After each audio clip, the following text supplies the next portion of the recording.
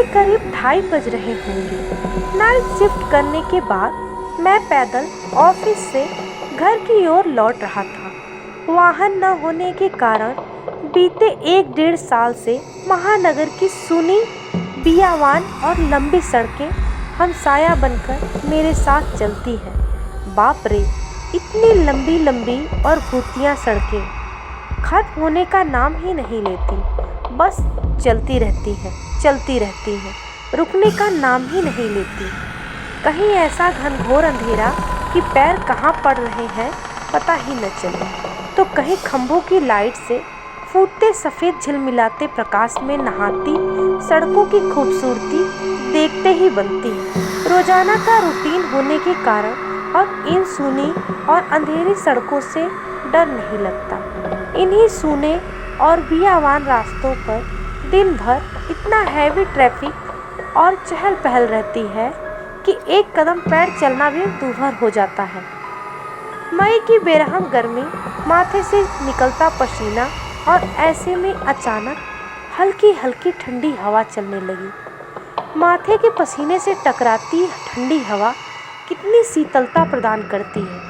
ऐसे में कौन बेवकूफ़ होगा जिसका मन गुनगुनाने को नहीं करेगा। गुनगुनाते हुए मैं आगे बढ़ ही रहा था कि अचानक आंखों एक जगह पर जाकर ठिठक गई। सड़क किनारे एक सख्त सी अधेड़ महिला खड़ी दिखाई। करीब 100-125 फीट की दूरी रह रही है। कंधे पर छोटा सा बैग लटका था। वहीं पैरों के पास भी एक ब्रीफकेस जमीन पर रखा दिखाई दिया। सफ़ेद प्रिंट वाली साड़ी से जिस करीने से उसने अपने सिर ढका रखा, उससे तो वो किसी भले घर की गृहिणी ही लग रही थी। लेकिन इतनी रात गए, वो भी इस शहर के भीतर से गुजरने वाले हाईवे पर। कुछ अजीब सा लग रहा। हो सकता है मायके या ससुराल वालों ने बस में बिठा दिया हो और किसी कारण बस लेट होने पर महिला को देर रात यहाँ उतरना पड़ा हो। शायद उसका घर यहीं कहीं आसपास ही होगा, या फिर शायद सवारी ऑटो या रिक्शे का इंतजार कर रही है। लेकिन इतनी रात गए रिक्शा कहाँ मिलेगा? शायद घर का कोई परिजन गाड़ी लेकर आ रहा होगा।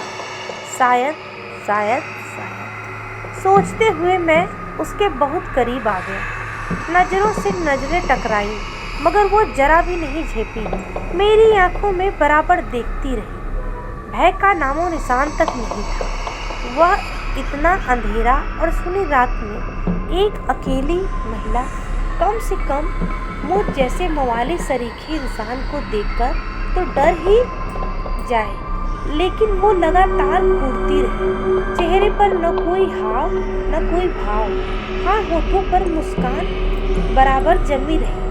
मैं ही झेप गई। मुझे ही नजरें हटाना पड़ी, कहीं ऐसी वैसी तो नहीं। फिर एक कदम से सिर झटक दिया। होगी कोई, मुझे क्या लेना देना। मैं तेजी से कदम बढ़ाता हुआ अनजान महिला को क्रॉस कर गया। अनजाने और डर शर्म के मारे मैंने फिर पलट कर नहीं देखा। न जाने वो कौन क्या सोच बैठी। चलते चलते मैं दूसरी सड़क पर आ पहुंचा। अब तो सड़क और महिला पूरी तरह ओझल हो चुकी थी। कहीं कोई भूत तो नहीं थी। थोड़ी देर पहले भला लगने वाला रास्ता अब भयभीत करने लगा था। मैं जल्द अपने घर पहुंच जाना चाहता था। इसी तारतम्य में चाल में गजब की तेजी आ गई और बड़े बड़े डग भरने लगा। करीब पौना किमी ही चला था कि अचानक मुंह से चीख निकल गई। वो महिला करीब 100 गज उसके सामने सड़क किनारे ठीक उसी ढंग से खड़ी दिखाई दी। कंधे पर बैग और जमीन पर ब्रीफकेस। यह कब यहाँ आ गई? एक ही रास्ता तो है। न कोई गाड़ी निकली और न ही वह पैदल दौड़ती हुई मुझसे आगे निकली। मेरा पूरा शरीर मारे डर के पसीने से तरबतर हो गया। लगा कि आज की रात आखिरी रात है। वो भूतिया औरत कुछ देर में मुझे चबा कर खा जाएगी। मैं बेतहाशा भागा, इतनी तेज कि पता ही न चला कि वो औरत अब पीछे आ रही थी या नहीं। भागता रहा।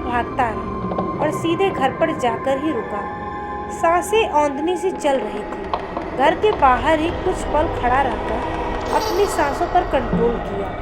अगले दिन शाम करीब 5 बजे ऑफिस पहुंच गया। एक बुजुर्ग कर्मचारी को रात का सारा घटनाक्रम सुना डाला। हंसते हुए बोले, नूर चचा, अरे कहीं बूचड़ खाने के पास की बात नहीं कर रहा? बूचड़ खाना? मैं बुदबुदाया, हाँ, बूचड़ खाना, स्लॉटर हाउस, जहाँ जानवर कटते हैं। बेटा, वो सड़क बहुत खतरनाक है, बहुत हादसे होते हैं वहाँ। तेज रफ्तार बड़ी गाड़ियों ने बहुत सारे लोगों को कुचला है। सुना है कि कई साल बस का इंतजार कर रही एक औरत को भी एक ट्रक ने रौंद डाला था। तुझे ही नहीं, बस बहुत सारे लोगों को दिख चुकी है। लेकिन बेटा, भली औरत की रूह लगती है, कभी किसी को नुकसान नहीं पहुंचाती। मैं हैरान था और परेशान। अब कैसे निकलूंगा उस रास्ते से? रात में पैदल और एक आत्मा, औरत की रूह से सामना आमना सामना मेरा, वो भी भली औरत की रूह से। अब ये सोचकर मेरा दिल सिहर जाता है कि मैं उस रास्ते से कैसे गुजरूं।